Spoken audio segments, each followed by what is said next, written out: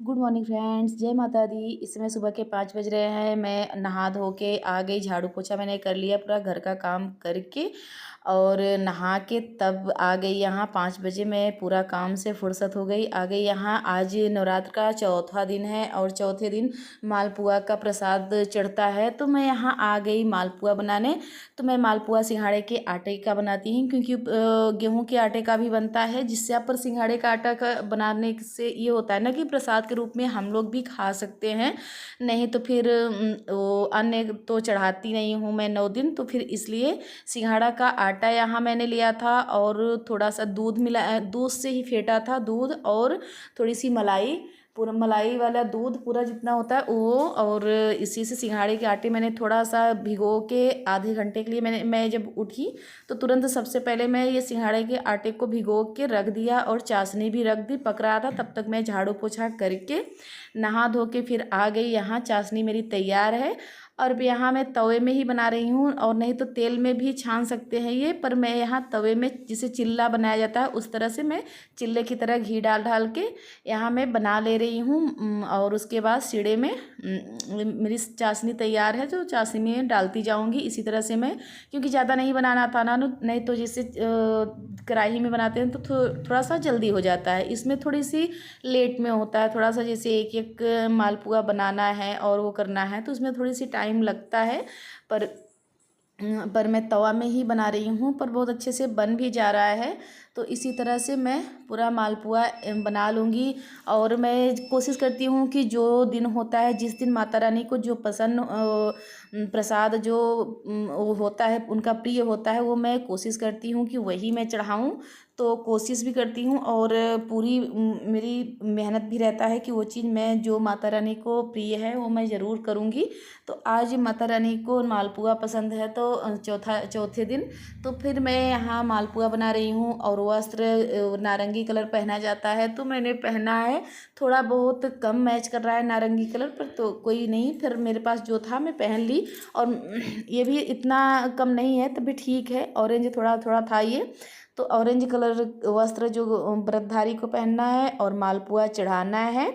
चौथे दिन कुष्मांडा माता रानी का पूजा होता है, माँ कुष्मांडा का पूजा होता है। तो फिर इसलिए मैं अपना ये देखिए चाशनी में डालती जा रही हूँ, और जो चाशनी में थोड़ी देर 10 मिनट रह जाता है ना, उसके बाद मैं निकाल के दूसरे प्लेट में भी रखती जा रही हूँ।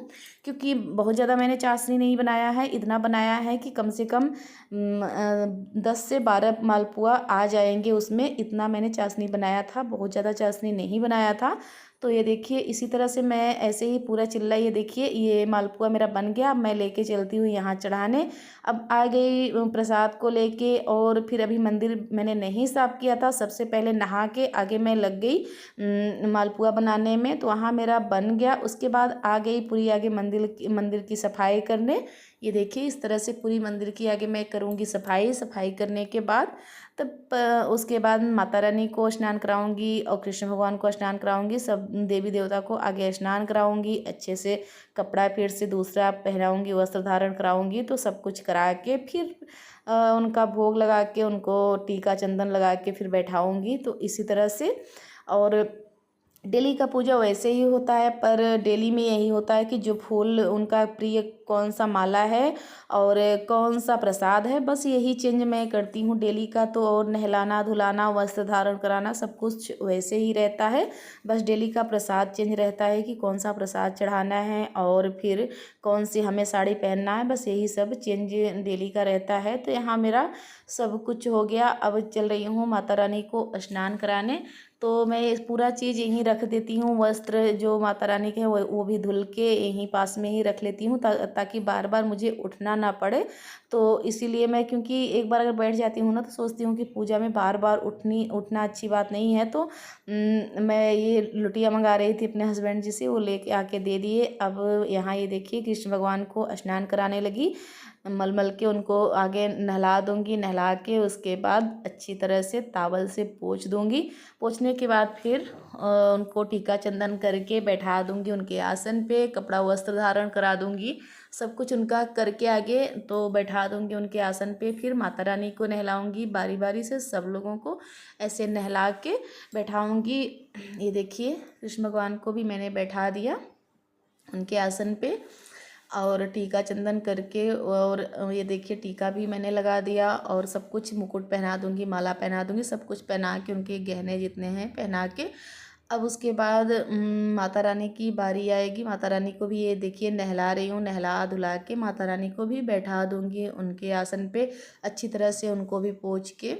और क्योंकि मेरी माता रानी थोड़ी सी छोटी है ना, चांदी की है, तो वो होता है ना कि तो फिर छोटी है तो उनको अच्छे से संभाल के नहलाना होता है। और ये देखिए माता रानी को भी नहला के उनको भी चुंदरी ओढ़ाई, वस्त्र धारण कराया, माला पहनाया, सब कुछ उनका भी कर दिया जो करना था उनको भी करके। अब मैं यहाँ करूँगी, भोग लगाऊंगी, और जो काम है वो करके करूँगी यहाँ पूजा स्टार्ट।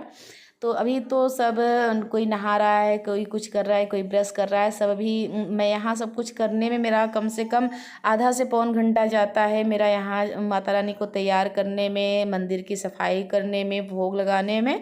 इतना सब करते करते सब लोग इकट्ठे हो जाते हैं। मैं जब पूजा यहाँ बैठ जाती हूँ ना तो सब लोग नहाना स्टार्ट कर देते हैं, तो फिर मेरा इतना करते करते सब लोग नहा के आ जाते हैं पूजा के टाइम पे। तो मेरा यही होता है कि सबसे पहले मेरा काम होता है ना कि मैं आगे मंदिर की सफाई करके, भगवान जी को नहला के, वस्त्र धारण करा के, ये सब करने में मेरा काफ़ी टाइम जाता है, तब तक सब लोग आ जाते हैं। तो मैं यहाँ सब कुछ घर का भी काम करके से मेरा पूरा काम हो गया। और इस बार मेरे जो थोड़े से दिक्कत थे ना, मैं हर बार दुकान से लेती थी, इस बार जो यहाँ से मैं सामान लाई ना वहाँ से ला दी। तो वो लोग होते हैं ना कि 6-6 महीने पे लगाते हैं दुकान, तो जो अब एक्स्ट्रा बच जाता है फिर रख देते हैं, तो पुराना जवा होने के कारण इस बार मेरे जौ बहुत अच्छे से नहीं उग रहे हैं। केवल मुझे लग रहा था जब मैं बो रही थी ना, तो मुझे लग रहा था कि थोड़ा सा जवा हमारा ऐसा लग रहा था पुराना है, पर मैंने सोचा कि कोई नहीं, हो सकता है उगाए, पर मुझे लग रहा है कि दिक्कत है, नहीं उगेंगे। तो यहाँ मेरा पूजा और हो गया, वहाँ सब कुछ मैंने करके उसके बाद ये देखिए घर की पूजा करके अब मैं आ गई यहाँ। गाँव की मंदिर है, हमारे गाँव की थान है, तो वहाँ मैं डेली वहाँ भी, जैसे घर में आगे मैंने पूजा, मैं हमेशा पूजा घर में कर लेती हूँ, उसके बाद यहाँ भी डेली आती हूँ। यहाँ गांव की मंदिर है तो यहाँ सब लोग आते हैं पूजा करने, तो मैं भी आ गई। ये देखिए अब यहाँ जो रहता है धूप दीप, जो भी प्रसाद होता है, सब कुछ यहाँ डेली मैं लेके आती हूँ। यहाँ भी दर्शन करती हूँ डेली। नवरात्र में 9 दिन मैं यहाँ दर्शन ज़रूर करती हूँ। तो जितना हो पाता है, वही बोलती है ना, जितना मुझसे हो पाता है मैं कोशिश अपना करती हूँ कि जितना मुझसे हो पाए मैं सब कुछ करूँ। पर इस समय तो अकेली हूँ, आप लोग भी जानते हो मैं अकेली हूँ, और काम भी मेरा बहुत सारा हो जाता है, तब भी मैं अपना हिम्मत तो नहीं हारती हूँ। जितना हो सकता है मैं पूरा हर चीज़ जो करती थी वो करती हुई हूँ, चाहे मेरा थोड़ा सा टाइम और ही लग जाए। तो मैं यहाँ मेरा सब कुछ हो गया था वहाँ। उसके बाद आ गई गाँव के मंदिर में यहाँ पूजा पाठ करने। ये देखिए दीप धूप यहाँ भी करके उसके बाद फिर घर पे चलूँगी। तो बच्चों को स्कूल भी भेजना है मुझे, तो बच्चों को स्कूल भेजूँगी, क्योंकि बच्चे व्रत तो हैं पर स्कूल डेली जाते हैं, तो फिर उनके लिए भी नाश्ता बना के, और वो इसीलिए जल्दी जल्दी थोड़ा सा होता है ना, पूजा पाठ भी करना है, उसके बाद यहाँ भी आना है, फिर बच्चों को लंच बना के, और लंच में व्रत वाला ही चीज़ बना के उनको भेजना है स्कूल। और व्रत है तब भी स्कूल जाते हैं ना, तो उनके लिए फिर खासकर ध्यान देना पड़ता है कि अभी मेरे बच्चे छोटे हैं, तभी बेचारे व्रत 9 दिन का रह रहे हैं, तो उनके लिए थोड़ा सा ध्यान भी देना पड़ता है। तो यहाँ मैं पूजा पाठ करके चल रही हूँ घर। यहीं अपने ब्लॉग का करती हूँ। अगर पसंद आया हो तो लाइक करिए, सब्सक्राइब करिए, ज़्यादा से ज़्यादा शेयर करिए। मिलती हूँ नेक्स्ट ब्लॉग के साथ। जय माता।